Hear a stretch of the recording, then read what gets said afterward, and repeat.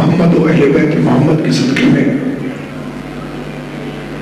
حسین ابن علی کی محبت میں اکٹھے ہونے والے اجتماعات کو نظر بد سے محفوظ رکھیے. جتنی دعائیں میں گناہگار کو حکم کی گئی ہیں ذکر حسین کے صدقے میں خدا ان ساری دعاؤں کو قبول فرمائے. ایک اہل سنت بہن نے امتحان میں کامیابی کی دعا منوائی ہے، خدا سے دنیا کے امتحان میں بھی کامیاب کرے اور محبت علی کے ساتھ آخرت کے امتحان میں بھی کامیاب. سلسلہ گفتگو آپ کے ذہان عالی میں موجود ہے. یہ امام حسین کا صدقہ ہے جس کے ذریعے سے ہم پوری کائنات کو ایک ایسا عظیم پیغام پہنچانے کی کوشش کرتے ہیں کہ دروازہ حسین کھلا ہے. اب بھی کوئی غور بننا چاہے تو آجائے.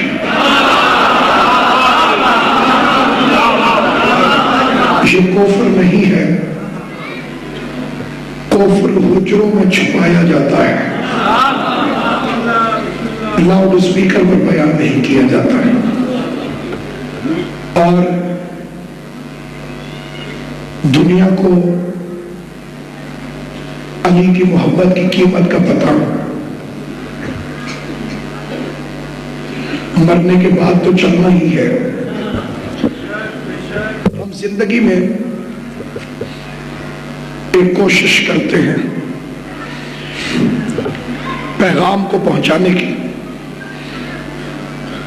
اور اپنی آواز کی طاقت کو قبول کر لینے والے کانوں تک پہنچانے کی. دعوت ذوالعشیرہ میں پیغمبر کی آواز پر سوائے میرے مولا علی کے اور کسی نے لبیک نہ کہا. اور جب مولا متقیان نے وہاں پہ اعلان فرمایا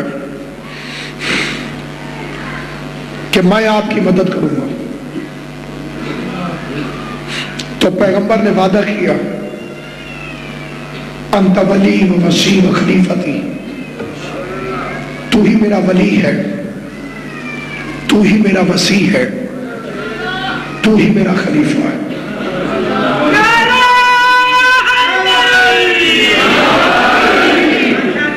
سمجھ نہیں آتی جب اپنے وصی کا اعلان پیغمبر نے دعوت ذوالعشیرہ میں فرما دیا تھا تو عرب کے بدو سقیفے میں جھانکیوں مار رہے تھے. جب اعلان ہوا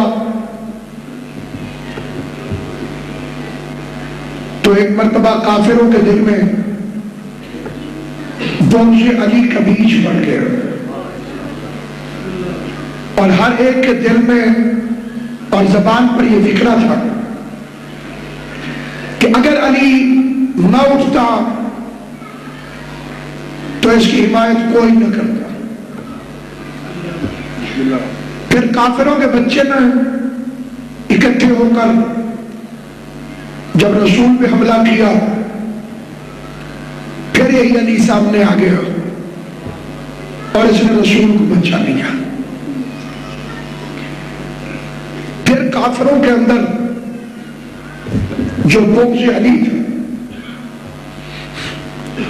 اس میں اضافہ ہو گیا. پھر انہوں نے سوچا کہ پیغمبر کو سوتے میں قتل کر دیں. منصوبہ کافروں نے بنایا، اللہ نے مصطفیٰ کو بتا دیا. حضور نے اعلان کیا اپنے دوستوں کے اندر آج رات کوئی گھر سے باہر نہ نکلے. ایک بندے کو یہ بات بڑی عجیب لگی. اور وہ سوچ میں پڑ گیا کہ کیوں کہہ رہے ہیں. اس نے ایسا چکر چلایا کہ وہ بھی نہ سویا، بلکہ رستے میں کھڑے ہو کے نگرانی کرنے لگ گئے. آپ کے لاہور شہر میں موشن پاکستان،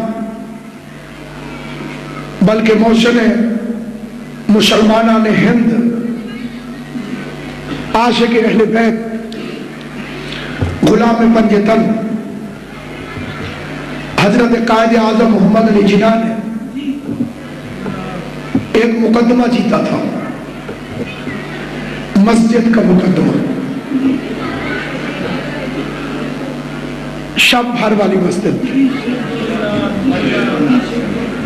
وہ مسجد جو تھی اس کا واقعہ بیان کر کے قیمتی وقت کو ضائع کرنا مقصود نہیں.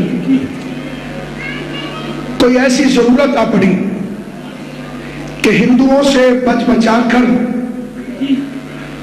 اسے شب بھر میں تعمیر کرنا تھا. اقبال نے کہا مسجد تو بنا دی شب بھر میں، ایمان کی حرارت والوں نے من اپنا پرانا پاپی ہے، برسوں سے نمازی بن نہ سکا. تاریخ بتاتی ہے کہ انگریزوں کے دور میں اس مقام سے ایک مسلمان مسافر کا گزر ہوا تو وہ وقت نماز کا تھا، لہٰذا اس نے یہاں نماز ادا کی. جبکہ یہ علاقہ اس وقت ہندوؤں کی اکثریت کا حامل تھا. ہندوؤں کو یہ برداشت نہ ہوا اور انہوں نے ہنگامہ آرائی شروع کر دی، یہاں تک کہ یہ معاملہ عدالت تک جا پہنچا. اور وہاں ہندوؤں کا موقف تھا کہ اس جگہ چونکہ ہندوؤں کی اکثریت ہے اس لیے یہاں مندر تعمیر ہوگا، جبکہ مسلمانوں کے مطابق یہ جگہ چونکہ مسجد کے لیے مختص تھی اس لیے یہاں پر مسجد تعمیر ہونی چاہیے. ناظرین، یہ 1917 کا زمانہ تھا، یعنی صاف ظاہر ہے کہ یہ پاکستان اور ہندوستان کی تقسیم سے پہلے کا واقعہ ہے. اب چونکہ تمام ہندو اور مسلم اس تنازع کو حل کرنے کے لیے عدالت کے فیصلے کے منتظر تھے، جبکہ اس وقت عدالت کا جج انگریز تھا اور مسلمانوں کی جانب سے اس کیس کی پیروی قائد اعظم محمد علی جناح رحمۃ اللہ علیہ کر رہے تھے. جب عدالت لگی تو انگریز جج نے یہ کہہ کر معاملہ لٹکا دیا کہ وہ کل اس جگہ کو خود ملاحظہ کرے گا اور موقع پر جو صورتحال ہوگی اسی کو قائم رہنے دیا جائے گا. فجر کی اذانوں سے پہلے ہی مسلمانوں نے مسجد تعمیر کر لی. کہتے ہیں کہ جب انگریز جج دوپہر کو موقع ملاحظہ کرنے آیا تو اس نے دیکھا کہ مسلمان صفے بچھا کر نماز ادا کر رہے ہیں. یوں اس انگریز جج نے فیصلہ فوری طور پر مسلمانوں کے حق میں دے دیا. علامہ محمد اقبال کو جب تیسرے روز اس مسجد کی تعمیر کا پتہ چلا تو آپ یہاں تشریف لائے اور بہت خوش ہوئے، اور یہی وہ موقع تھا جب انہوں نے یہ مشہور شعر کہا تھا: مسجد تو بنا دی شب بھر میں، ایمان کی حرارت والوں نے، من اپنا پرانا پاپی تھا، برسوں میں نمازی بن نہ سکا. اقبال بڑا پردیشک ہے، من باتوں میں موہ لیتا ہے، گفتار کا یہ غازی تو بنا، کردار کا غازی بن نہ سکا. اس مسجد کی آپ بزرگوں سے پوچھئے، آج بھی لاہور شہر میں چند بزرگ ایسے موجود ہیں جنہوں نے اپنے بچپن میں یا جوانی میں اس مسجد کی تعمیر کا واقعہ دیکھا تھا. واقعہ قبلہ یہ تھا کہ مسلمانوں نے راتوں رات مسجد بنانی تھی. کوشش یہ تھی کہ ہندوؤں کو پتہ نہ چلے، لیکن جب تعمیر ہوتی ہے تو ٹھک ٹھک کی آواز آتی ہے. قریب قریب جو ہندو رہتے تھے انہوں نے اس آواز کو سنا، اور اگر کوئی لالا جی دیکھنے آ گئے کہ رام رام رام رام رام رام کیا ہو رہا، تو مسلمانوں نے اسے پکڑ کر بٹھا دیا. جب تک مسجد نہیں بنی اسے جانے نہیں دیا، کیونکہ جائے گا تو مخبری کرے گا. جسے سمجھ آئے وہ میرے ساتھ کام سے بولے، جسے سمجھ نہیں آتی اس کی تو مجبوری ہے، جسے بات سمجھ آئے وہ بولے. ملک صاحب، کیونکہ معلوم تھا کہ اگر یہ لالا جی واپس چلے گئے تو یہ شور بچا کے باقی ہندوؤں کو بھی لے کر آ جائیں گے اور مسلمانوں کا منصوبہ خراب ہو جائے گا. حضور نے بالکل ایسا کیا. وہ جو رات کو پیغمبر کے راستے میں مخبر بن کے کھڑا ہوا تھا، رسول نے اسے واپس نہیں جانے دیا، بلکہ بازو سے پکڑ کے ساتھ مدینے میں لے گئے.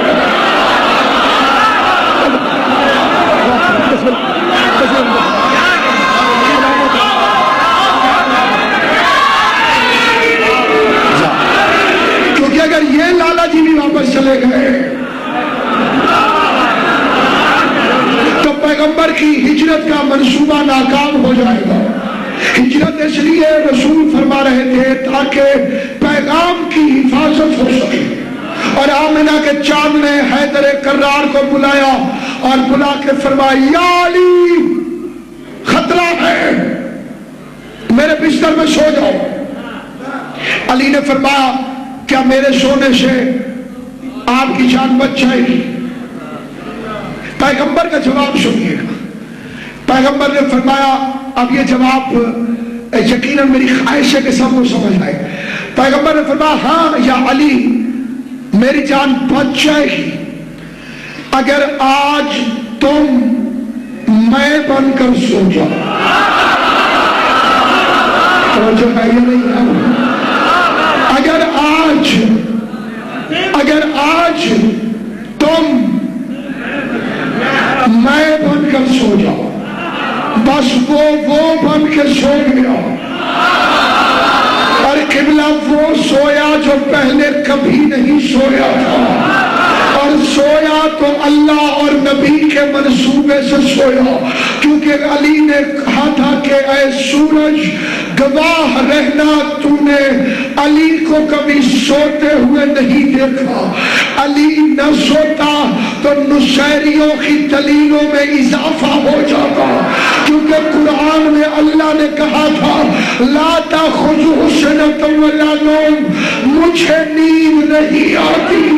نصیری کہتے وہ بھی نہیں سوتا، یہ بھی نہیں سوتا۔ اللہ نے کہا محمد علی کو سلا تاکہ میں لا شریک رہا۔